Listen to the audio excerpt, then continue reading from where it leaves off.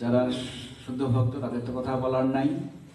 আমি অভক্ত, অধম, পতিত, আমারই মন বসে না কৃষ্ণ ভক্তিতে, সাধু সঙ্গে। তথাপি বলবো যেন আমি আমার এই মনটি বাইরে বিসর্জন দিয়ে আসি, মন্দিরের বাইরে। মন্দিরের ভিতরে ভগবানের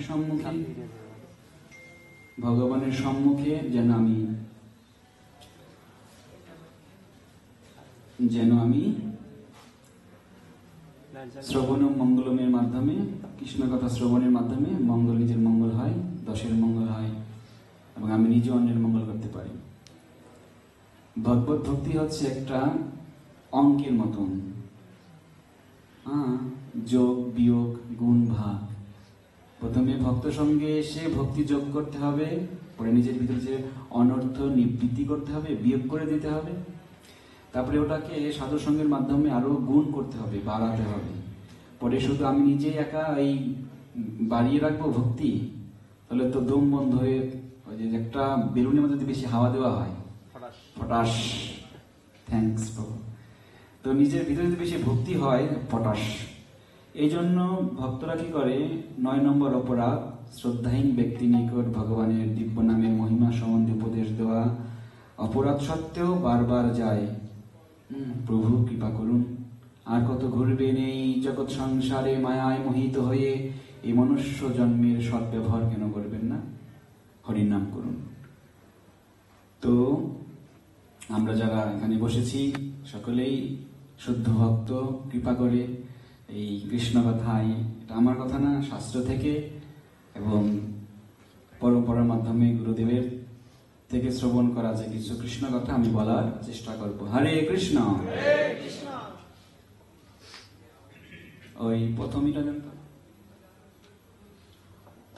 আমরা মঙ্গলাচরণ করে নিই সকলেই। তো রাধা মাধবের পরিবর্তে গাওয়া হয়েছে, আমার অপরাধ ক্ষমা করবেন, আমি এটা দুঃসাহসিকতা করে ফেলেছি, ক্ষমা চেয়ে নিয়েছি। এটা আমি শ্রবণ করেছি আমার শিক্ষাগুরু থেকে, যেটা করা যেতে পারে, সমস্যা নেই। তো ভালো লেগেছে কি লেগে নাই? ভগবানের নাম জয় জগন্নাথ কি, জগন্নাথের নাম যেহেতু জগন্নাথ লীলামৃত হবে, এই জন্য জগন্নাথের কথা বা জগন্নাথের একটা ভজন। হরে কৃষ্ণ। জগন্নাথ বড় বড় করে তাকিয়ে থাকে। তো আমরা সকলেই মঙ্গলাচরণ করি, চক্ষু অর্ধ বন্ধ করে ভগবানকে হৃদয় ধ্যান করে। ওম অজ্ঞানতিমিরান্ধস্য জ্ঞানাঞ্জন শলাকয়া চক্ষুর্মিলিতাং যেন তস্मै শ্রীগুরুবে নমঃ। শ্রীচৈতন্যমনোভীষ্টং স্থাপিतं येन ভূতলে স্বয়ং রূপ কদা মह्यं দদাতি স্বপদান্তিকं। বন্দেऽহং শ্রীগুরু শ্রীযুত পদকমलं শ্রীগুরুং বৈষ্ণবং চ শ্রীরূপং সাগ্রজাतं সহগণ রঘুনাথান্বিतं तं সজীবं সাদ্বৈतं সাবধূतं পরিজন সহিतं কৃষ্ণ চৈতন্যদেবं শ্রীরাধা কৃষ্ণপদং সহগণ ললিতা শ্রীবিশাখান্বিतं চ।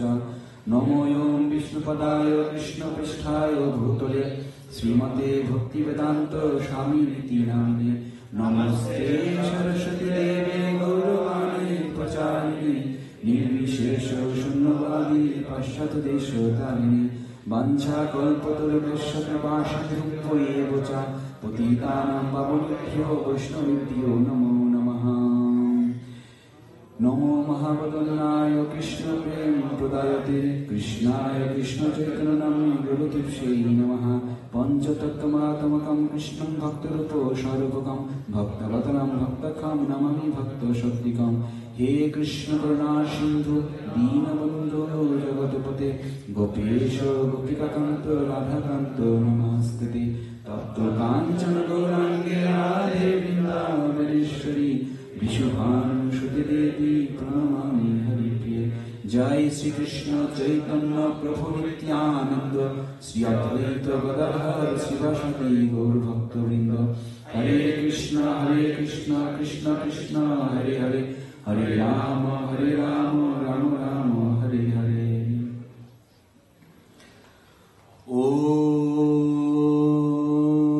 ওম নমো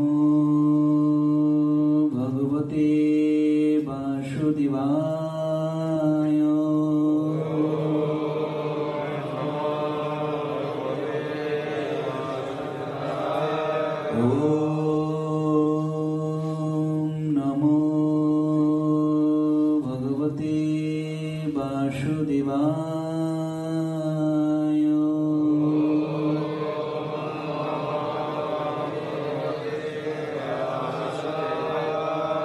ওম নমো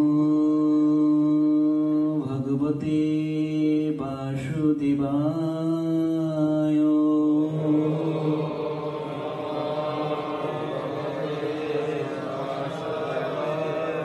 নারায়ণং নমস্কৃত্যং নরং চৈব নরোত্তমং দেবীং সরস্বতী ব্যাসং ততো জয়মুদীরয়ে। নষ্টপ্রায়শবদ্বেষু নিত্যং ভগবতো সেবয়া ভগবতো শ্লোকে ভক্তির্ভবতি নষ্টতি। কৃষ্ণায় বাসুদেবায় দেবকী নন্দনায় চ নন্দগোপ গোপকুমারং গোবিন্দায় নমঃ। নমো বিষ্ণুপদায় কৃষ্ণ।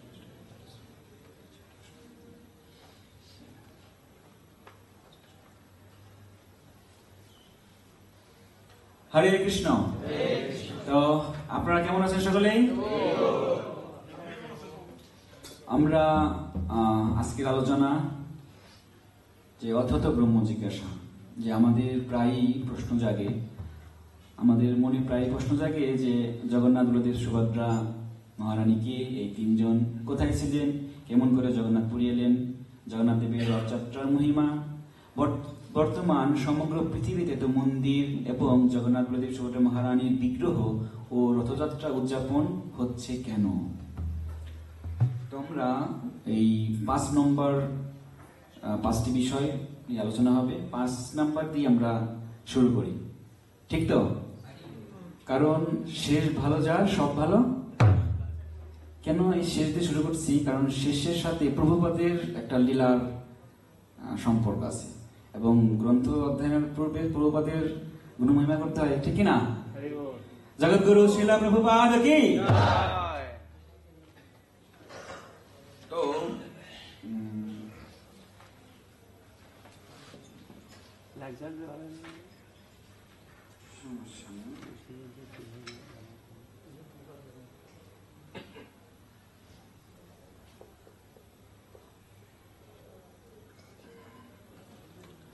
জগন্নাথ পুরী কলিযুগে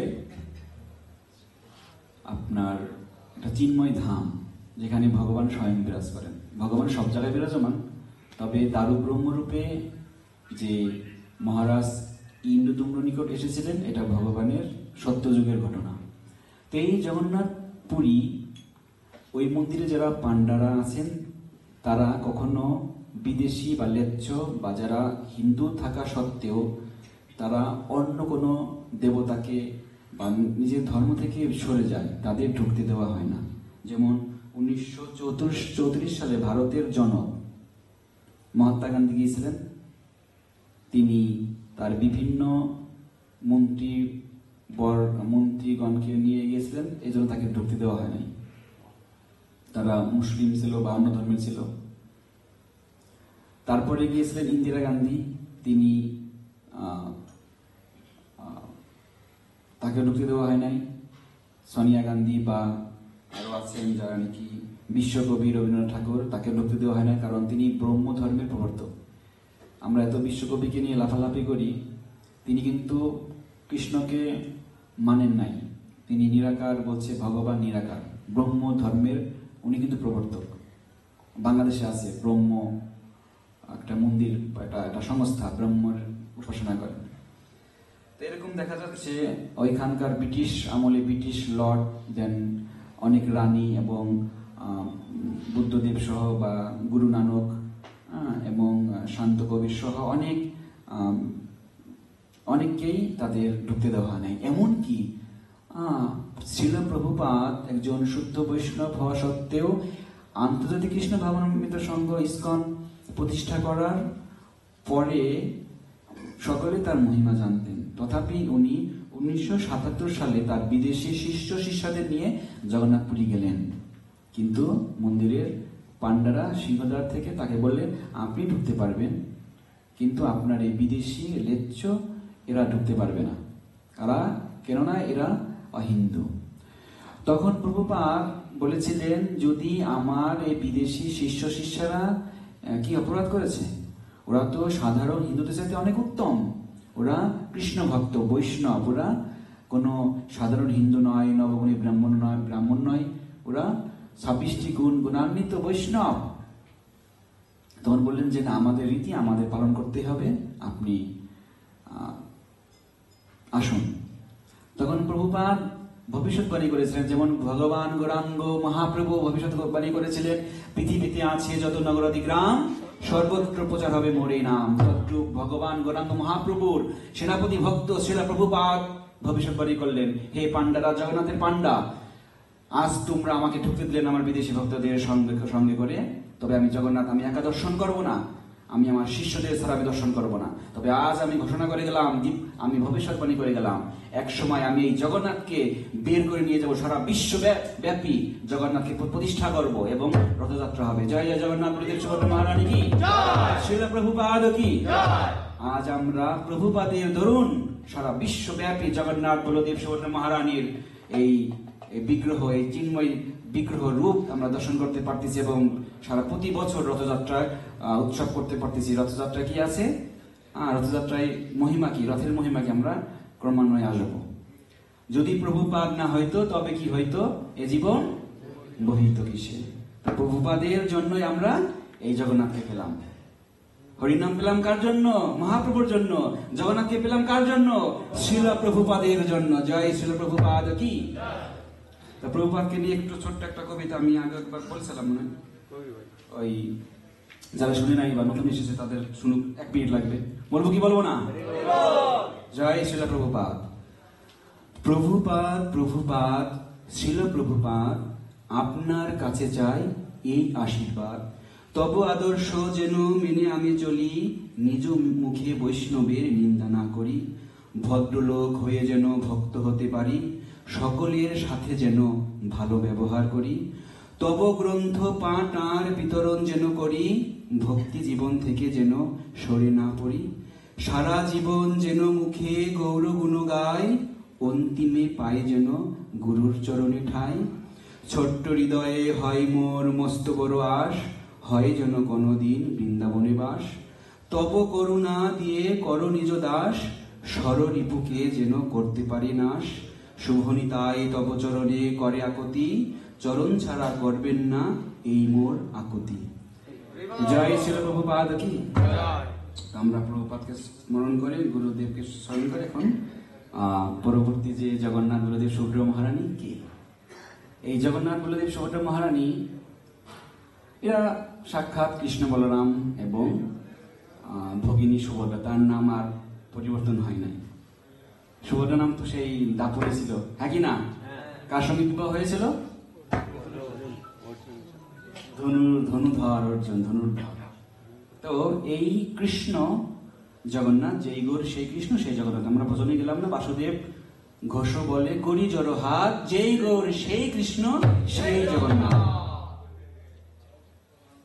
এই জগন্নাথ লীলা আমরা দেখতে পাই শাস্ত্রে, বিভিন্ন জগন্নাথ সুভদ্রা মহারানীর বর্ণনা রয়েছে বিভিন্ন পুরাণে, রামায়ণে, মহাভারতে এবং চৈতন্য মঙ্গল এখানে আছে এবং বিভিন্ন পুরাণে আছে, স্কন্দ পুরাণ, বিভিন্ন জায়গা রয়েছে। এখন সত্যযুগে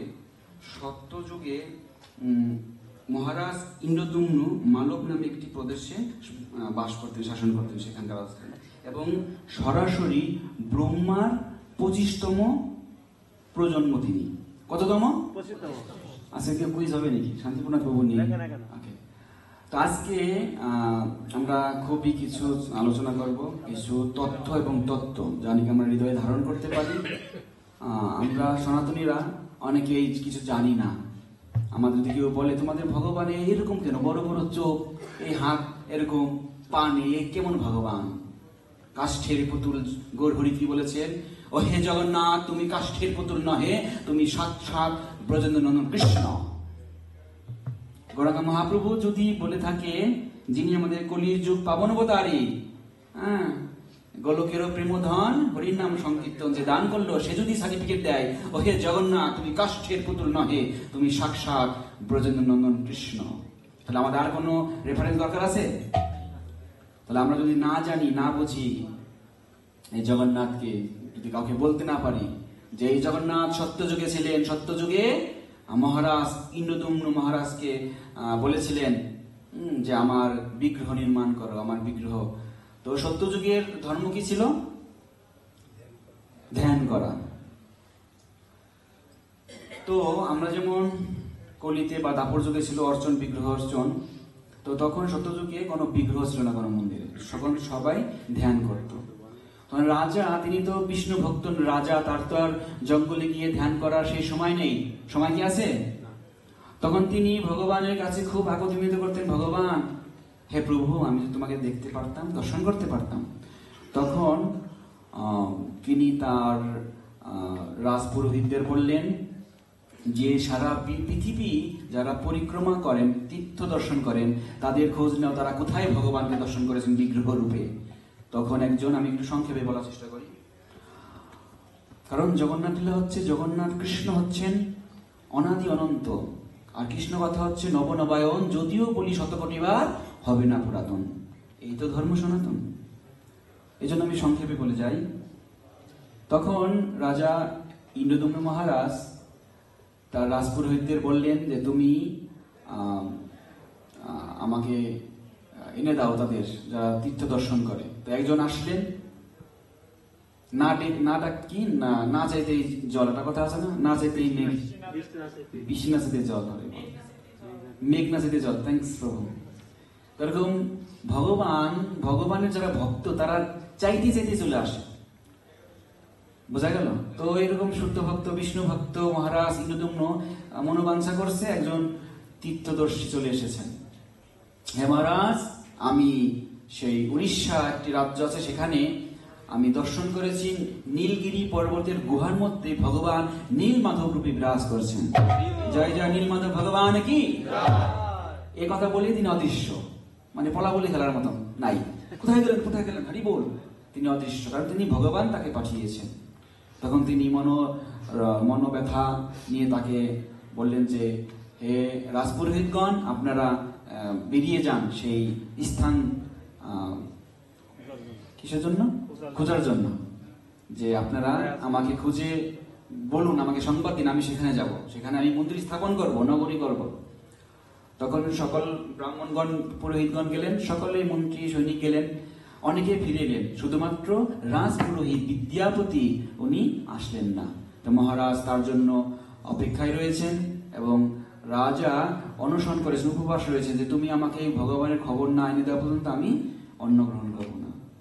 তখন মহারাজ ওইভাবে রয়েছেন এবং বিদ্যাপতি ওইভাবে ঘুরতে ঘুরতে ঘুরতে ঘুরতে সেই আপনার সরবপল্লীতে গিয়েছেন। সরবপল্লীতে সরবরাজ বিশ্বা বসু, তার পল্লীতে গিয়েছেন, তার সঙ্গে সাক্ষাৎ হয়েছেন এবং তার কন্যার সঙ্গে তার বিবাহ করতে বলেছে বিশ্বা বসু। কেননা অনেক লীলা আছে এর মধ্যে, কেন বিবাহ হলো। আর যেহেতু বিদ্যাপতি খুব চালাক প্রকৃতির, কৃষ্ণ ভক্ত, খুব চতুর হয়, বিশ্বা বসু যখন আসতেন, উনি কিছুদিন অবস্থান করার পর বিশ্বা বসু যখন আসেন, উনি সবর হওয়া সত্ত্বেও মানে পশু হত্যা করে যারা বেদ, তাদের বলা হয় অন্তজ, মানে এই 4টি বর্ণ, ব্রাহ্মণ, ক্ষত্রিয়, বৈশ্য, শূদ্র থেকে তারা নিচু জাতি। তো তিনি যখন রাত্রে আসে, কিন্তু তার গা থেকে চন্দনের গন্ধ বের হয়। উনি বুঝতে পেরেছিলেন যে ভগবানের ভক্ত এবং ভগবানের পূজা করে, এর যে কোনো পশু হত্যা করে না। পশু হত্যা করলে ওই কষায়ের শরীর থেকে কিসের গন্ধ বলে? এই যে কিছু আগে কোরবানি ঈদ গেল, তাই না, কি করছে, রক্তে লাল করে দিয়েছে। তাহলে বুঝবে তারা পরবর্তী কাল, কত ধানে কত চাল, বল হরি হরি বল। তো তখন উনি যে এর থেকে যদি কথা নিতে চায়, কিনতে চায়, তাহলে এর কন্যাকে আমার বিয়ে করতে হবে। এবং এখন ব্রাহ্মণ কেন নিচুকুলকে বিয়ে করবে? শাস্ত্রে আছে উচ্চকুল পদস্থ কোনো ব্যক্তি, পুরুষ ব্যক্তি নিচুকুল কন্যাকে বিবাহ করতে পারবে, কিন্তু নিচুকুল কন্যা উচ্চকুল পুরুষকে বিবাহ করতে পারবে না। এই জন্য আমাদের স্কনে প্রভুপাদ ডাইরেক্ট বলে দিয়েছে যে ভক্ত হলেই বিয়ে করো। কারণ ভক্তের স্থান হচ্ছে সর্বোচ্চ, সর্বোত্তম। ভক্তের কোনো পদবি নেই, ভক্তের একটাই পদবি, কৃষ্ণ ভক্ত হওয়ার পর, সদ্গুরুর দীক্ষা পাওয়ার পর অচ্যুত গোত্র, ভগবানের গোত্র। আমরা ভগবানের সন্তান না। যারা ভগবানের ভক্তি করে তারা ভগবান থেকে বিচ্যুত হয়ে গেছে, ত্যায্য পুত্র হয়ে গেছে, কোনো সম্পত্তি পাবে না, ঠিক না? কথা বোঝা যাচ্ছে? সহজ সরল একটা ব্যাখ্যা। হ্যাঁ, আর যদি ভগবানের, যদি বাবার কথা শুনে, ভগবানের কথা শুনে, তার ভগবান কি বলবে? বাবার যদি সম্পত্তি আছে, সার্টিফিকেট আছে, সবকিছু দিয়ে দেবে, গৌর প্রেমানন্দে। আর কথা না শুনলে, ভগবানের আইন না মানলে, হ্যাঁ, বল হরি হরি বল। আর কথা শুনলে গৌর হরি বল, গৌর প্রেমানন্দে। তো তখন বিদ্যাপতি সেই সবর রাজ বিশ্বাবসুর কন্যা ললিতাকে বিবাহ করলেন। বিবাহ করে তখন বললেন, ওগো, তোমার বাবা যে এত সুন্দর গন্ধ নিয়ে আসে, কোথা থেকে আসে? তো কোনো মস্তবায় এত সুন্দর পারফিউম পাওয়া যায় না, ব্যাপারটা কি? তখন বললেন, আমার বাবা নীলমাধবের পূজা করে। বাবা তো অনেক বড় ভক্ত, অনেক বড় বৈষ্ণব। কি বলো? আরে আমি তো এইটাই চাচ্ছি। তোমার বাবাকে বলো আমি নীলমাধব দর্শন করতে চাই। না না না, আর আমি যে কথা বলছি আপনি কখনো বলবেন না, তাহলে আমাকে কিন্তু বাবা অনেক প্রহার করবে। আমি তোমার একমাত্র স্বামী, আর আমি জানো কত দামি, ব্রাহ্মণ, আর তুমি আমার কথা শুনবে না। পতির আদেশ যদি তুমি লঙ্ঘন করো, তুমি নরকে যাবে। কি বলেন প্রভু? হ্যাঁ, শাস্ত্রে আছে, পতির আদেশ যদি না করো তুমি পালন, তাহলে তোমার যত করো তোমার ভক্তি লালন, তোমার হবে না কোনো কিছু। ওই এটা মিলল না তো, যাই ব্যাপার না। তখন ললিতা পিতাকে বললেন, বাবা আমি তোমার একটি মাত্র কন্যা, নাকি তোমার আরো কোনো কন্যা আছে, পরিবার আছে নাকি? না, এটা তোমার একটাও জামাই, সে যাচ্ছে নীলমাধব দর্শন করতে।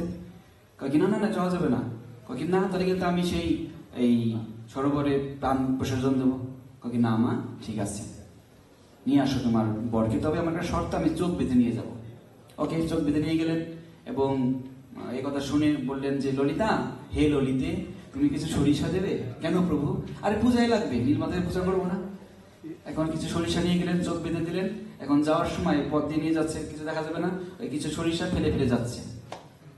কৃষ্ণ ভক্ত চতুর, যাতে পরবর্তীতে কিছুদিন পর ওই সরিষা থেকে গাছ হবে, আর ওই সরিষা গাছ ফলো করে ওই যে আপনার জিপি আছে না, যারা নাকি সারথি ড্রাইভিং করে, তারা জিপ ওই সরিষা গাছ দেখে দেখে গন্তব্যে পৌঁছায়। হরি বল। এটা কিন্তু পূর্বে ছিল, এইসব তত্ত্ব দেখে তো বিজ্ঞানী এসব বের করছে। আগেও ছিল সেই সিসি ক্যামেরা। চিত্তগুপ্ত বড় সিসি ক্যামেরার একজন ওই প্রবর্তক। এই যে ভিডিও কলে, যে আমি গতকাল কি নাম হতো, গোরকিপা নাম হতো, উল্লেনে বলছিলাম, এই যে ভিডিও কলে আমরা কথা বলি, হ্যাঁ, এটা তো নিত্যানন্দ প্রভু আবিষ্কার করে দিয়ে গেছে। এই যে পানিহাটিতে সেই নিত্যানন্দ প্রভু গৌরাঙ্গ মহাপ্রভুকে আকর্ষণ করে এনেছিলেন না, যে এটা ভিডিও, আইফোন বের করে ভিডিও কল দিল, প্রভু প্লিজ কাম, ভিডিও কল। প্রভুকে খাওয়াই দিচ্ছে, প্রভু খাওয়াই দিচ্ছে, কি লীলা! যারা যাদের দিব্য দৃষ্টি ছিল তারাই দেখছে, ঠিক না? তাহলে এইসব তো ভিডিও কল তো পূর্বেই ছিল। হ্যাঁ, এই বিমান পুষ্পরথ এসব তো পূর্বেই ছিল। এইসব এই ভাগবতম পড়ে সবাই কি কোরআন রিসার্চ করে বলে বিমান মেরে যায়। কোরআনের কোথায় আছে দেখো? ভাগবতমে পুষ্পরথের বিবরণ আছে। ভাগবতম রিসার্চ করে বিমান বাড়াইছে। আরে বল। দেন এই বিদ্যাপতি এভাবে গেলেন, নীলমাধবকে দর্শন করলেন, দর্শন করে প্রভুকে দর্শন করে তার সেই অষ্টসাত্ত্বিক বিকার হলো। প্রভু হরি বল। কি নীলমাধবের দর্শন, কি সেই ভগবানের রূপ মাধুরী। তখন দেখলেন যে পাশেই একটা সরোবর আছে, ললিতা কুণ্ড না, কি কুণ্ড মনে আসতেছে না, রোহিণী কুণ্ড। ইয়েস, থ্যাংক ইউ প্রভু। ওই রোহিণী কুণ্ডতে একটা কাক পড়ে গেলেন। পড়ে গিয়ে তিনি ওই চতুর্ভুজ নারায়ণ মূর্তি ধারণ করে তিনি বৈকুণ্ঠে চলে গেলেন। কারণ উনিও সেই লাভ দিবে ভাব, যে এত সুন্দর একটা কুণ্ড, যে এর মধ্যে পড়লেই উদ্ধার, সেই বল্ল হরি হরি বল নাই, গৌর প্রেমানন্দে বৈকুণ্ঠ ধামে গমন। তখন তিনি বললেন, আমি একটু ঝাঁপ দিই, যদি কাক সে পাড়ি দিতে পারে বৈকুণ্ঠে, তা আমি বিদ্যাপতি, আমার কেন হবে না কোনো সদ্গতি? তখন ওই দৈবমণি বলেন, বিদ্যাপতি রাজা অনশনে রয়েছে, তুমি এমন কাজ করো না বাবা, তোমার তো অনেক সেবা আছে, তুমি ঘুমাচ্ছ কেন? তুমি বৈকুণ্ঠে যাওয়ার প্ল্যান করছো কেন? আরো সেবা আছে তো। ঠিক আছে প্রভু। তখন উনি ওইখান থেকে, অনেক লীলা আছে এর মধ্যে, বিশ্বাস বসু তাকে বেঁধে ধরে গেছিল, আবার ললিতা সে তাকে ছাড়িয়ে এসেছে, বিদ্যাপতি গিয়েছে, মহারাজকে নিয়ে এসেছে এসে মহারাজ দর্শন করবে, মানে পর্দা খুলবে, জগন্নাথ দর্শনারতি হবে, ওইখানে তখনই এই নীলমাধব অন্তর্হীন হলেন, অদৃশ্য হয়ে গেলেন। তখন ওইখানেই মহারাজ ইন্দ্রদম্ন প্রাণ ত্যাগ করবেন। ওই জ্যোতিষের মাধ্যমে তারা তারা এই নিঃশ্বাসকে প্রাণবায়ুর মধ্যে আমরা পড়েছি না, প্রাণ ত্যাগ, ওটা কিন্তু আত্মহত্যা না, ভগবানের জন্য প্রাণ বিসর্জন।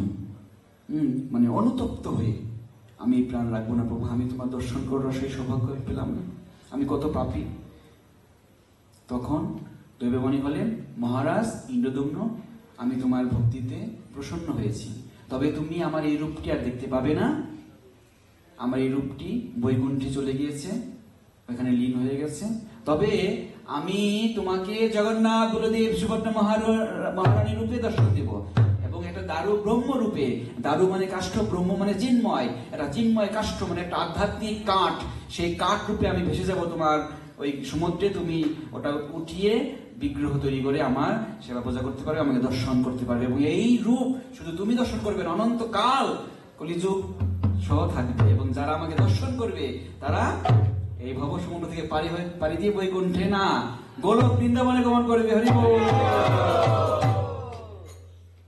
তখন সেই প্রতীক্ষায় মহারাজ ইন্দ্রদম্ন ফিরে গেলেন, এবং তৎসময়ে সেই দারু ব্রহ্ম কাষ্ঠ এলেন। কত সৈনিক এবং কত হাতি ঘোড়া সেই কাষ্ঠকে তুলতে পারলেন না।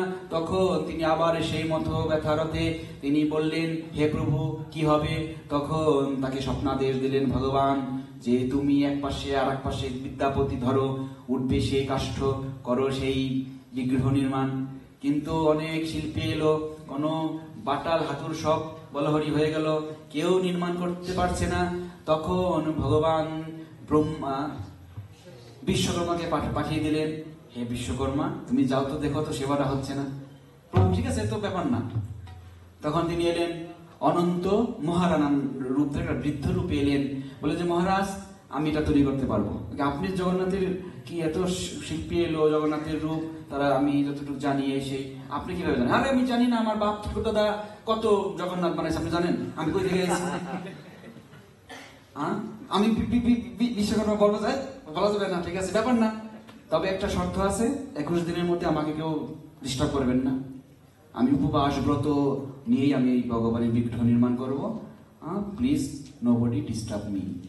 21 দিনের জন্য তিনি গর্ভ মন্দিরে গেলেন, বিগ্রহ নির্মাণ করলেন। অনেক পণ্ডিত ব্যক্তিবর্গ, শিল্পীরা, বাটাল ভেঙে গেছে, আর উনি টুক টুক টুক টুক শব্দ হচ্ছে জগন্নাথের বিগ্রহ নির্মাণের উদ্দেশ্যে। তিনি 7 দিনে খুব সুন্দর রানী মহারানী, এবং মহারানীর নাম কি ছিল? গন্ডিচা না? এবং রাজা ইন্দ্রদম্ন তারা সন্তুষ্ট।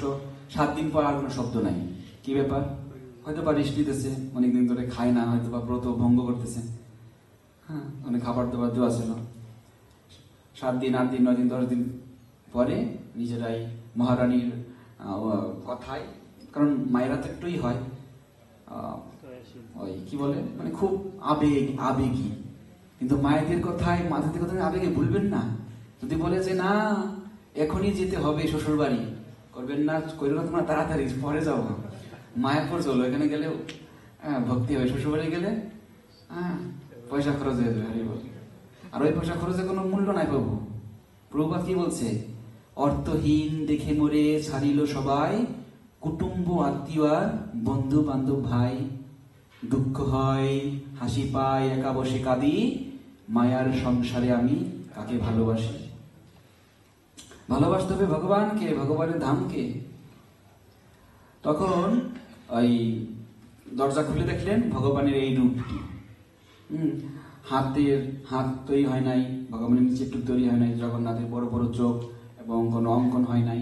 এই রূপ দেখে সেই মহারাজ ইন্দ্রদম্ন খুব মনোরথে সেই তার খুব মন খারাপ হলেন, এবং তিনি ভাবলেন যে তাহলে আমার অপরাধে ভগবান সেই ব্যক্তি চলে গেছেন, তিনি বলেছিলেন 21 দিনের মধ্যে তাকে ডাকা যাবে না। তখন তিনি আবার সেই